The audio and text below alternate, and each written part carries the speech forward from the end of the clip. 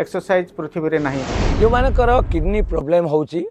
जेपरिक से डायलिसिस होची बा किडनी ट्रांसपेरेंसी होची तो सेमाने नियमित भाव में योगाभ्यास करने आवश्यकता अच्छी केते गुड़े आसन अच्छी जमती आप शशकासन मंडूकासन आपणकर भुजंगासन सलभासन यही योगासन सहित केते गुड़े क्रिया अच्छी हस्तर क्रिया अच्छी गोड़र क्रिया अच्छी बेकर क्रिया अच्छी स्पाइन को से मुवमेंट करेंगे ये सब जिन करेंगे केते मुद्रा अच्छी जैसे अपान वायु मुद्रा गोटे मुद्रा अच्छी जहाँकि किडनी रोगी मान बहुत उपकारी मुद्रा तेणु जो किडनी ट्रांसपेरेंसी हो जाए जो मानकर डायलिसिस रेगुलर होती सप्ताह को 2 थर 3 थर से जदि आमर ये क्रिया गुड़िक करेंगे निश्चित भाव में सुस्थ जीवन यापन करेंगे प्रथम करेंगे आम गोड़र क्रिया